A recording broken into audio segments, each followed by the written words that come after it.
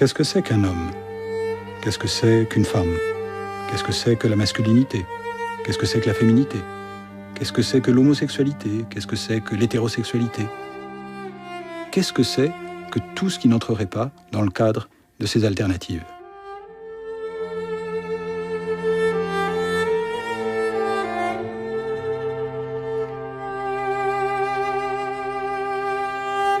On est allé lire Judith Butler parce que c'est d'abord quelqu'un qui réfléchit sur l'identité et sur les normes.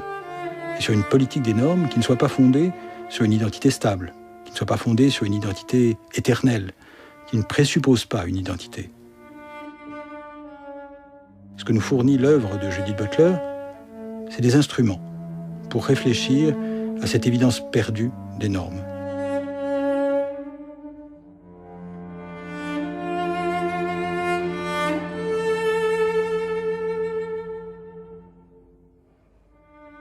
I'm lesbian, I'm gay. Yes, I'm lesbian, I'm gay, but do I subscribe to everything the lesbian and gay movement says? Do I always come out as a lesbian and gay person first before, say, I am a woman, or before I am a Jew, or before I am an American, or a citizen, or a philosopher? No.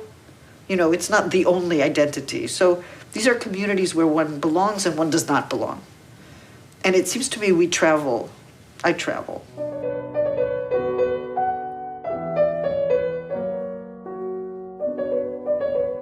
I was born in Cleveland, Ohio, into a Jewish family, and my parents were very engaged in politics and debate.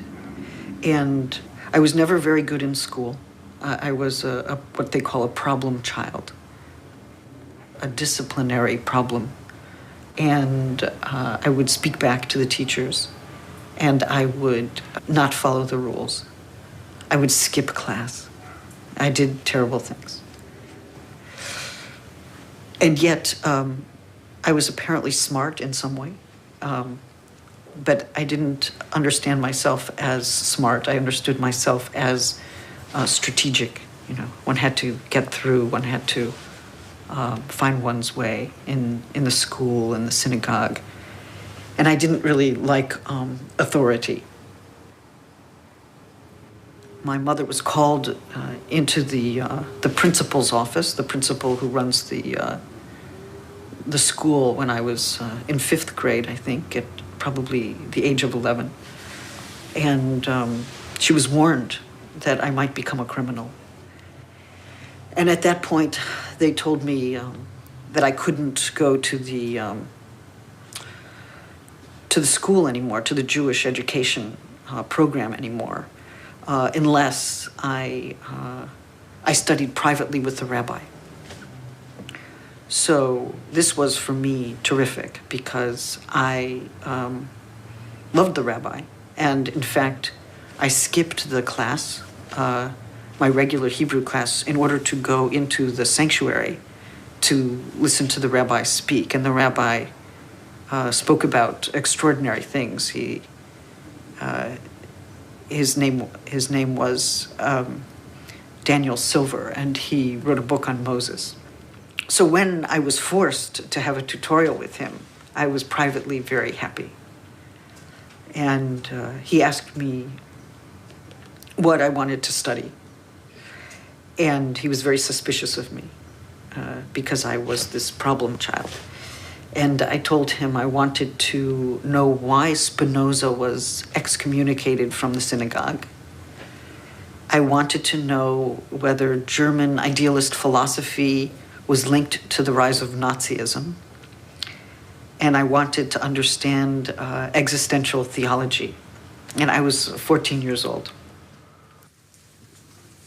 Now, okay, that's sort of my point of view. You could come back with another point of view, but that would be one way of answering the question. You would have to go into both texts and find the relevant passages, and that's your job, and that's something we're hoping you're able to do now by virtue of having passed through this course in the way that you have. If you want to say, I find myself moved by what Rousseau says, that's great. Then you have to say why. So, I'm moved because, I'm persuaded because look at the way this is laid out. Because when I read this is what happens, and this is what convinces me, and this is the figure through which it works, and that figure works in the following way. Then I'm moved too. Then show me so I can be moved like you.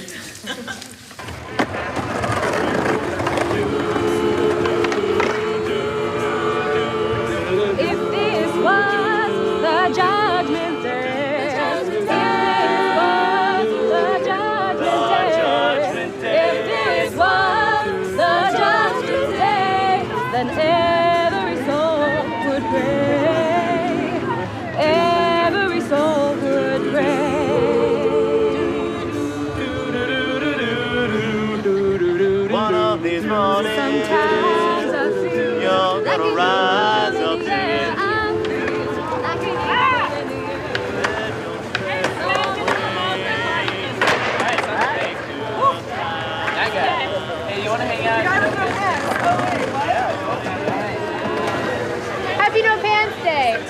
I could be in space right now. Hey, No Pants Day! Hey, Happy No Pants Day! No, thank you. Are you sure? Happy No Pants Day!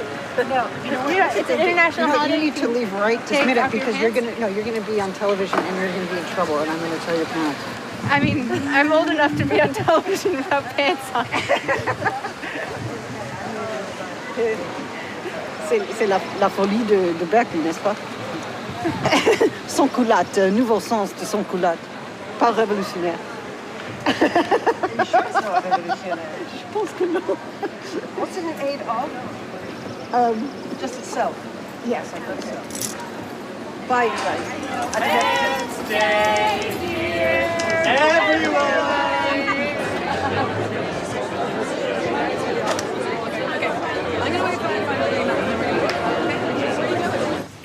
Sexuality is particularly interesting here because we might think that to be a certain gender is to have a certain sexuality, and that these two are linked in some way.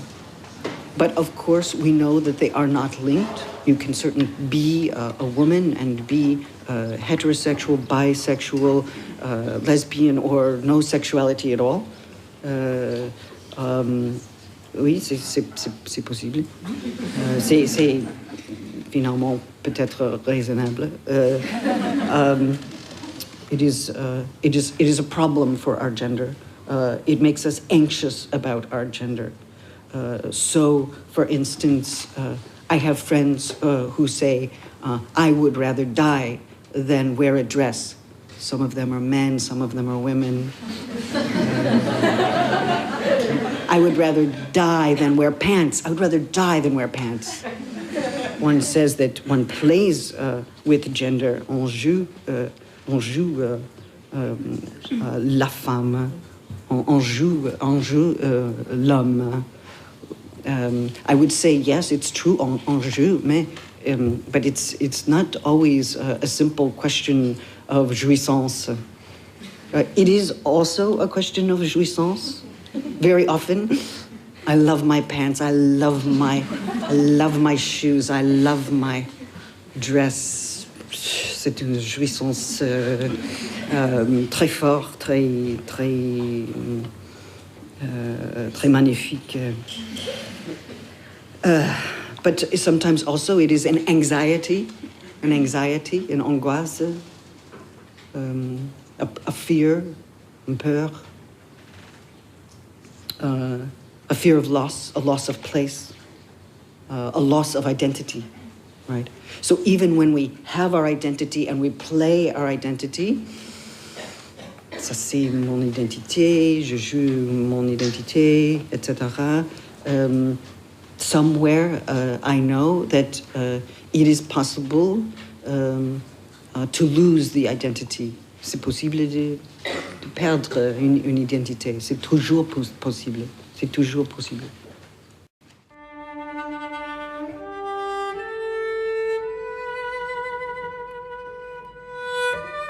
My mother's family owned movie theaters in the city of Cleveland.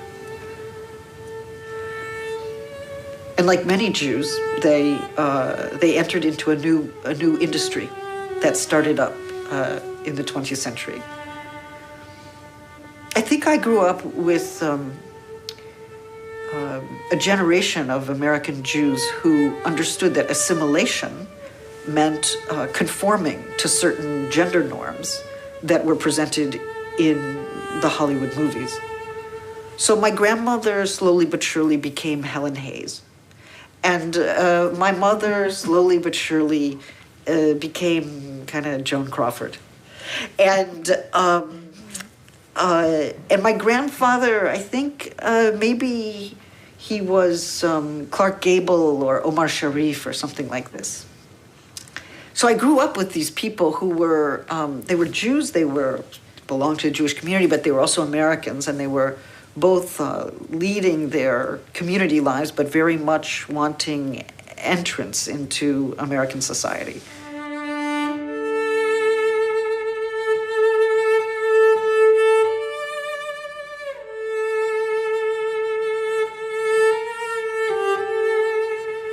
So I think that by the time I grew up, in the late 60s and early 70s, looking around me, trying to make sense of gender, I saw these extremely exaggerated notions of what gender was.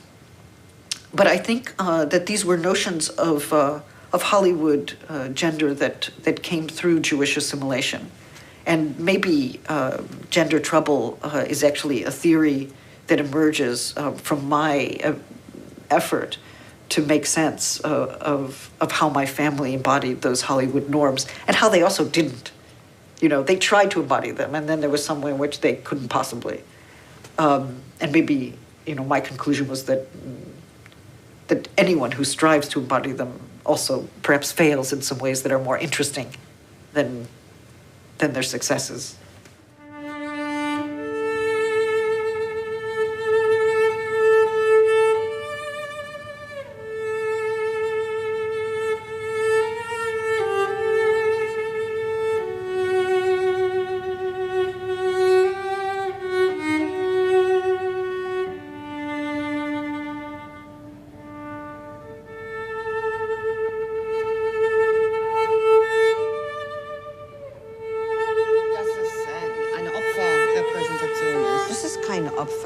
Ich glaube, das ist kein bloß Opfer. Das ist etwas anderes. In dieser Instanz würde ich sagen, es gibt so Furcht. Furcht, ja, bestimmt Furcht. Ja. Aber sie ist auch, aber sie lebt noch. Ja. Sie ist auch sehr lebendig. Und sie kann handeln. Ja, vielleicht. Aber und ich glaube, dass wir sehen hier sie denkt an etwas anderes. Immer noch. Und es gibt auch so eine Sinnlichkeit, Furcht vielleicht auch ein bisschen Hoffnung, Erwartung. Das Licht ist ein bisschen hoffnungsvoll, ne? Ja. Kann sein. Kann sein. Ja. Sie ist verletzbar, aber das bedeutet nicht, dass sie verletzt wird. Ja. Genau. Es gibt eine sehr wichtige Unterscheidung. Ganz genau. Und ich glaube, das ist sehr wichtig, Absolut. die Verletzbarkeit der Frauen darzustellen. Das ist wichtig für den Feminismus. Das ist nicht gegen die Feminismus. Das ist kein feministisches Problem. Das ist Aber wichtig. viele können es nur lesen als Opferdarstellung. Warum? Ja, das ist auch eine lange Geschichte. Im Feminismus hat das dieser Opferdiskurs. Aber sie spielt ein bisschen mit diesem Stereotyp, glaube ich. Ja. Und das Licht ist auch unheimlich nett, finde ich. Aber kannst du dich erinnern, als Gender Trouble ins Deutsche übersetzt wurde, bist du auch konfrontiert worden mit so einer Opferposition? Also von sogenannten Oldschool-Feministinnen, die doch immer wieder da hineingefallen sind in diesen Opferdiskurs. Ja. Oder? Hattest du den Eindruck? Ja, ich hatte das Eindruck, aber damals hat einige Feministen gedacht, dass wir die Frauen immer als Opfer beschreiben müssen oder auffassen müssen. Ja, ja. Und ich habe betont immer Handlungsfähigkeit. Und das war vielleicht kontrovers. Aber die Schermen hier, ich glaube, das ist so eine Frage von Lust. Lust, ja? Ja. Ja, Lüsten. Ja, Lüste. ja. Ja. Lust. Das ist ein Foto von Lust. Das ist, und man könnte sagen, so in den Vereinigten Staaten, die wir kennen und anderes, würde ich sagen, das ist vielleicht eine Art von Pornografie. Wie sagt man? Pornografie. Pornografie. Ja. Aber ich glaube, das ist keine Pornografie. Aber es ist eben. Man kann zugleich, ja, sie kann zugleich zerbrechlich und begehrensvoll sein. Ja. Das ist begehrenswert. Begehrenswert, ja? Ja. Und das bedeutet, dass wir so eine andere Rahmen, das ist nicht eine pornografische Vorstellung, nach meiner Meinung. It was by accident that one of my friends said to me in graduate school, "Why don't you come give a talk on feminist theory?"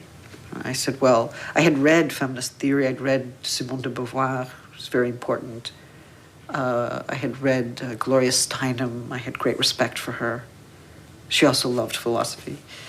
And I was very involved in feminist debates, so I would read popular feminist books, and I wasn't sure what to say, since it was the first time I was asked to say something in an academic feminist context. So I went back to Beauvoir, Le Deuxième Sexe, and there I found this one passage, which is, of course, perhaps the most famous passage from Beauvoir, where she says that one is not born a woman, but rather becomes one. And I wrote something about this problem of becoming, and I wanted to know, does one actually ever become one, or is it that to be a woman is a mode of becoming without end, a mode of becoming that doesn't end, that has no end or goal? And then I thought, well, maybe you could say the same of gender more generally, that one is not born a man, but rather becomes one. Or perhaps one is born a male or female, but becomes something which is neither a man nor a woman. And it seemed to me that this notion of becoming, devenir, could lead to any number of directions. So I started, I suppose, to formulate a thesis that would later become the central argument of gender trouble.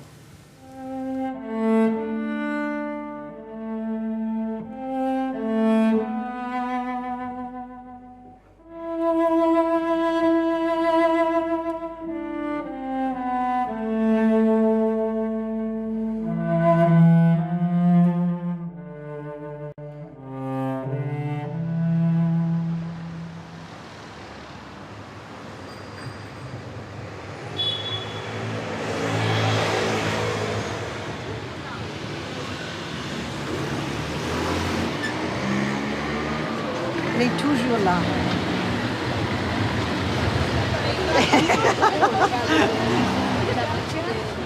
Catherine, ton invité. Allez-y, je vous en prie. Essayez de... Catherine Florian. Voilà, donc c'est moi qui vais animer ce soir. Christine, elle est là-bas. J'ai mis exprès pour vous. Et on va monter.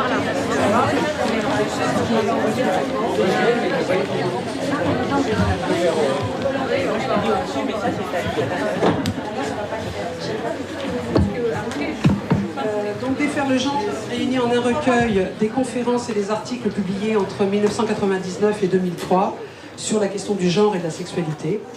Vous expliquez dans l'introduction que votre pensée a été influencée par le développement ces dernières années des New Gender Politics, c'est-à-dire des nouvelles politiques du genre, qui sont une combinaison de mouvements concernés par le transgenre, la transsexualité, l'intersexualité et leur relation complexe au féminisme et à la théorie queer. C'est difficile de penser quand il fait chaud. Je vous traduis pas.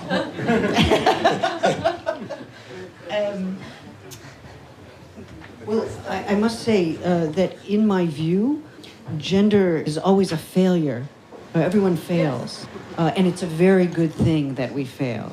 Because I think that stereotypes are not just images we have of gender, but they are, we might say, an accumulated effect of social relations that have become naturalized over time.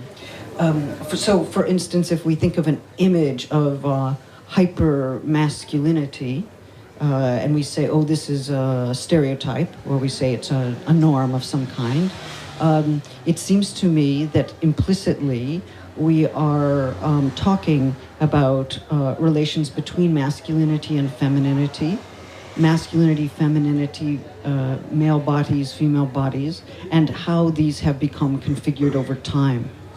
Et par exemple, lorsque nous imaginons, nous pensons à un stéréotype d'hyper-masculinité, il ne s'agit pas simplement d'une pure image d'hyper-masculinité, mais véritablement d'un effet, d'un certain rapport social entre masculinité et féminité, voire entre corps féminin, corps masculin, et que ces rapports complexes et cet aspect relationnel, en plus, c'est non seulement naturalisé, mais c'est naturalisé avec le temps, de là le caractère historique de l'affaire. Je voudrais poser une question sur votre critique de l'idéalisation du transgender. Oh, well, you know, I think it could also be said that transsexuality is a legal category, that there were no transsexuals before there was the legal category for transsexuality. It seems we have to look at what is made medically and technologically possible to understand transsexuality. It seems to me we have to look at what is culturally and artistically made possible through a diverse number of representations and artistic practices. That all of these modes have to be understood as part of what produces various transgendered and transsexual modes of life.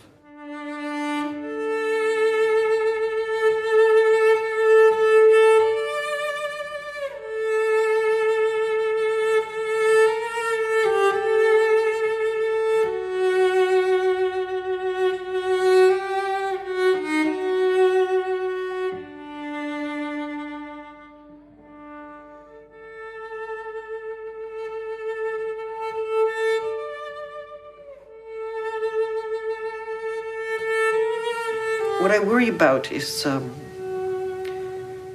are the situations in which gender as a norm is exercised coercively. That is to say, there's a story that came out around, 8 years ago, of a young man who lived in Maine, and he walked down the street of his small town where he had lived his entire life. And he walks with what we call a swish, a kind of, his hips move back and forth in a feminine way.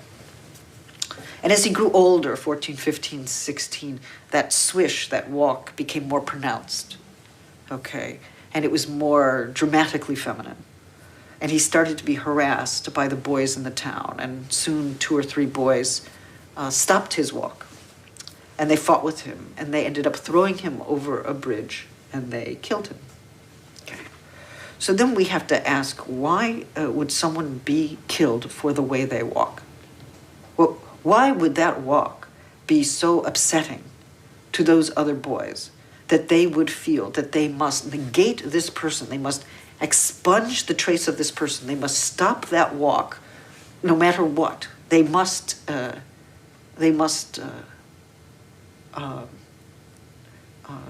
eradicate the possibility of that person ever walking again. It seems to me that we are talking about an extremely deep panic or fear, an anxiety that pertains to gender norms.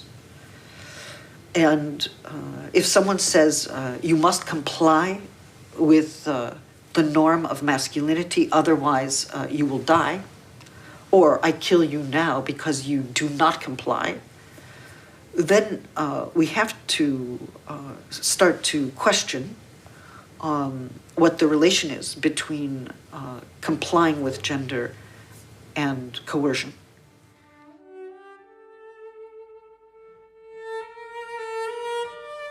Ich hatte das Gefühl, dass ich ein bisschen, ich brauchte eine Befreiung, eine Emanzipation.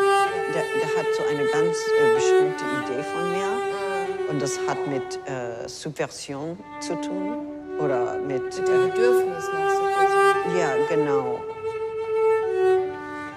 Ja, bin ich ein Philosophen? Ja, in einem Hinsicht, aber nicht konventionell. Bin ich eine Feministin? Ja, bestimmt. Es gibt keine Frage darüber. Ich bin eine Feministin, aber bin ich auch queer? Ja, bin ich. Aber die Presse hat mich immer, die hat immer so sehr persönliche Fragen an mir. Meinst du die ganze Zeit seit 93 oder meinst du jetzt nach den Adorno-Vorlesungen?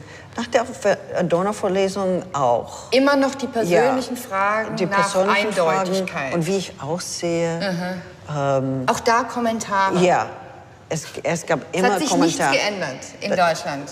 Also in diesen 7 Jahren, ja? Als du anfingst, die Rezeption, wo der erste Zeitungsartikel sagte, sie hatte eine männliche Erscheinung, vielleicht italienischer Abstammung. Genau, erinnerst du dich? Ja? Genau. Ich erinnere mich daran. Ja, und so ging das weiter. Ja? Also das ging ein bisschen weiter. Ja. Und weil ich über den Körper geschrieben habe, dann erwartet man, dass ich in meine eigene Körper darstellen würde, meine Theorie. Ja, aber dass du deine Theorie verkörperst. Ja, aber das tue ich nicht. Ja. Das hat mich wirklich verletzt, als die Barbara Duden gesagt hat, dass ich entkörpere, wie sagt man? Du entkörperst, sie hat dir vorgeworfen, dass du die Frauen entkörperst und dass sie sprach von dir oder deinen Text als Frau ohne Unterleib. Ja. Women without a body. Ja, body. aber das stimmt nicht. No, she constructed a monster. Ja, genau. Ja, und Ja, genau. Wie manche Leute, ich habe mich interessiert an Travestie, an Drag Queens, an die Leute, die mit Geschlechtsnormen wirklich spielen kann. Aber I think that the word homosexuality was a medical word. It was a word it would be part of a diagnosis. So there was no term. I mean, I knew the word, but it seemed like a word that took place in a hospital setting when a doctor was diagnosing a patient. It wasn't something you could be or say you were. But it became clear to me that I loved people. I didn't have a name. I didn't think of myself as heterosexual or homosexual. But as I became more passionately involved, especially with 1 or 2 young women, girls, at the age of 14, it dawned on me, it occurred to me that there was a word for this. But it was actually a sad moment when the word occurred to me. Because when the word lesbian occurred to me, oh, maybe this is lesbian, it was a moment where the social stigma entered into my thinking. And I felt very condemned by the word. And I had fear of the word. Is this what I am? Is this the name of my passion? Will this condemn me to social exclusion? Will this destroy my passion? So, at the beginning, I think I had to fight the word, or I had to struggle with the word in order to continue to feel what I felt or to maintain my relations. But it was it was very odd that the word came from elsewhere, and it came. I mean, homosexuality was medical, and lesbian was. I had a terrible image of what a lesbian might be, and then I thought, well, maybe I will become that terrible image. But there was no movement, there was no community, there was no L word, there was no media that covered these things. There was no. I was 14. I didn't know anyone who was a lesbian except I had heard of Sappho, and I understood she had died a very long time ago.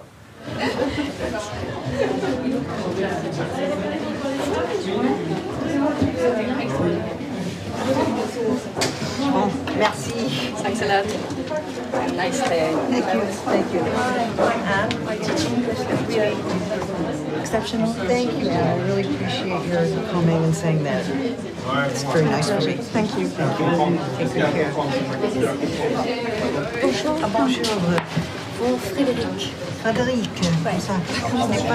Já jsem říkala, že bych si to koupila, kdyby to měli anglicky, Désolée, c'est pas le dernier, mais c'est celui que je suis en train de lire. Ah oui? C'est pour Delphine. Ah, Delphine? Alors, qu'est-ce que vous... Pas comme Delphine, hein? Delphine avec un I.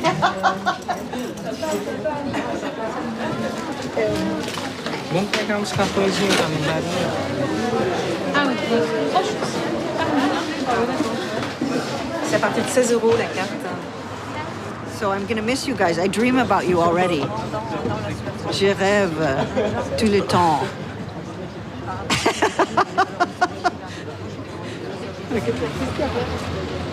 Persecutors. It's true.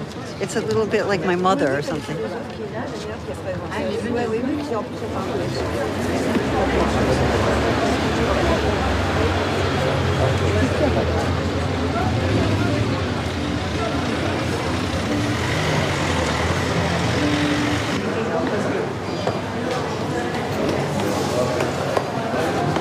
On va peut-être aller par là, en fait. Il y a toujours des contraintes. Oui, il y a des contraintes. Il faut travailler avec mon personnalité. Oui, non. Je vais travailler avec votre personnalité. Je suis limitée. Non, je pense pas. Ah oui, oui, je pense oui. Je pense que oui. Je m'étais dit, je voulais changer les photos traditionnelles dans les cafés. Ça vous ennuie de vous asseoir sur la table? Non, ça, non. Alors on fait comme ça. Ça vous ennuie de vous rapprocher? C'est moi qui vais me rapprocher alors. Je vais me rapprocher de vous en fait finalement. Voilà, voilà, comme ça. Voilà, parfait. You know, I think that I return to the same problems again and again in different ways and in different contexts. So, you know, in my dissertation, I wrote on desire and recognition in Hegel. And then I asked that question differently in Gender Trouble. And then maybe again differently in Undoing Gender. But I repose the questions. I just think them in different contexts. There's a question of grief and mourning, melancholia in relationship to gender and AIDS, and then I ask it again in relation to the war in Iraq, who we can grieve, who we cannot grieve, what is a grievable life. But for me, the questions become deepened and more complicated as I repose them. But I don't have a system. I don't try to reconcile my various works with each other. It doesn't interest me. I don't think they're contradictory, but I think they are a process. And I am always starting again with a different issue. But you know, I mean, gender and sexuality is part of what I do. Then there's more political work on Israel, on the war in Iraq, for instance, war photography, Susan Sontag. But then sometimes I just write on Kafka or Spinoza or something that I care about philosophically. But I don't try to reconcile all these things. It's not a system. It's a process that's on its way. I'm thinking about writing something on 20th century Jewish criticisms of state violence. And I'm interested in maybe doing something on 20th century Jewish philosophy and its relationship to the state, to Israel, to the possibility of critique.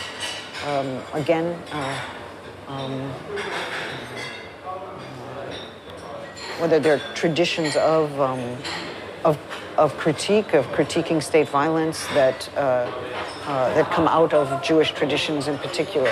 And the reason is because it is very difficult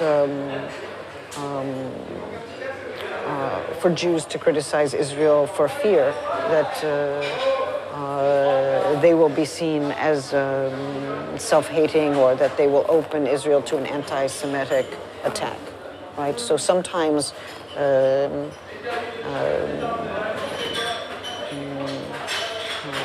one falls silent because one fears the consequence of an open criticism.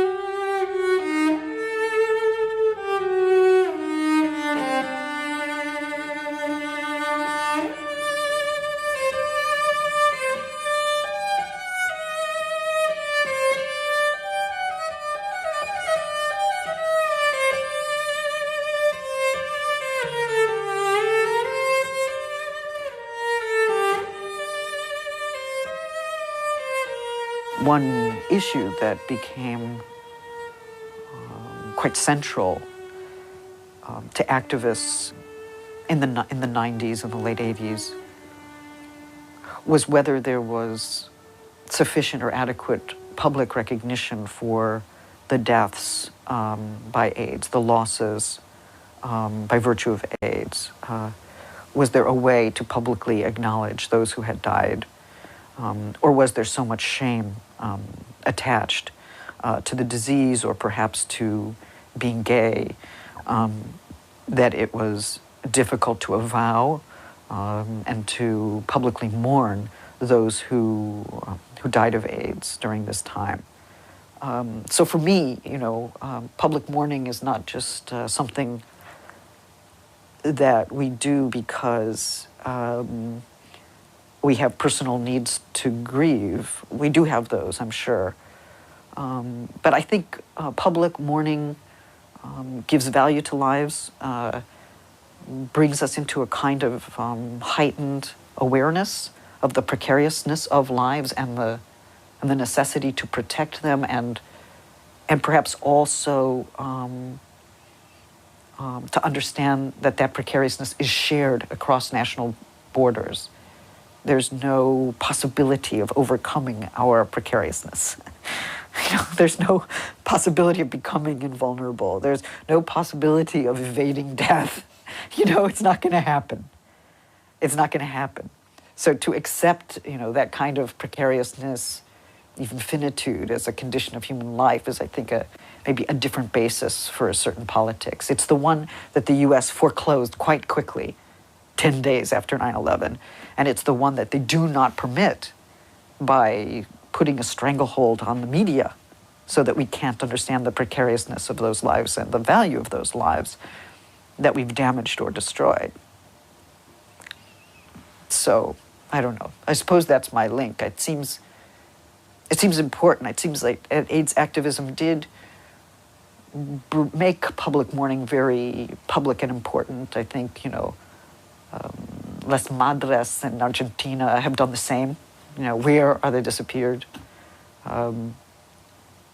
It seems crucial to make a lot of noise about those who have disappeared without a trace.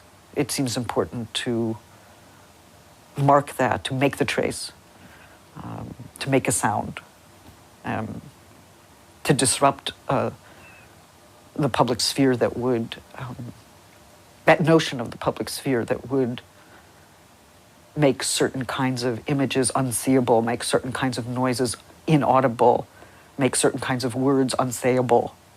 It's a censorship that not only restricts what we can know, but also hampers our capacity to understand who has been lost and what violence has wrought and what the value of human lives are.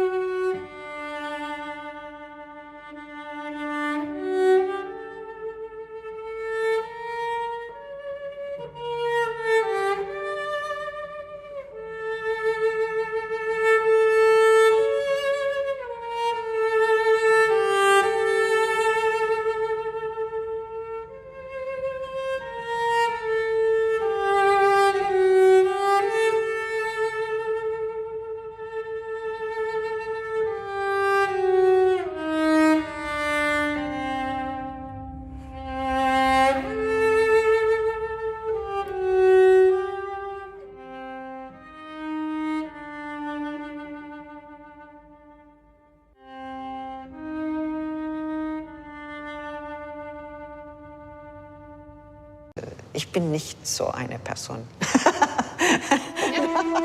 Angst vor Kritik, oder? Das ist paranoid. Ja, genau. So, einerseits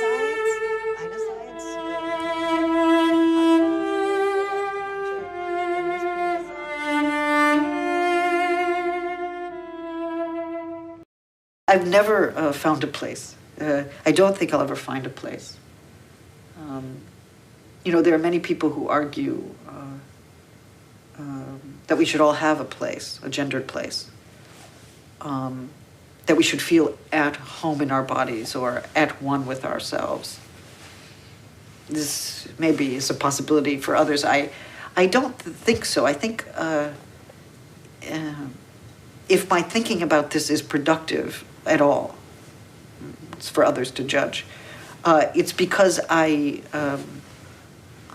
always slightly disidentified from any given position. I don't belong well in any established category, but I'm not also somebody who happily transcends them all. I'm not in favor of happy transcendence. For me, gender is a field of ambivalence.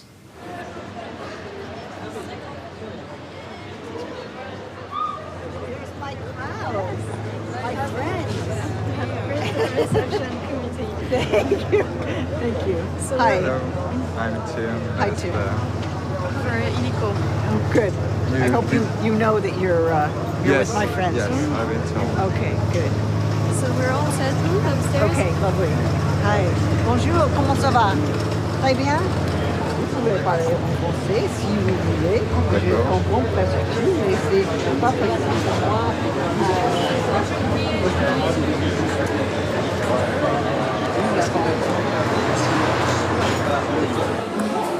Pourquoi est-ce que vous avez rassemblé tous ces textes-là qui couvrent une période assez large, en fait, Oui. sous le titre « Undoing Gender »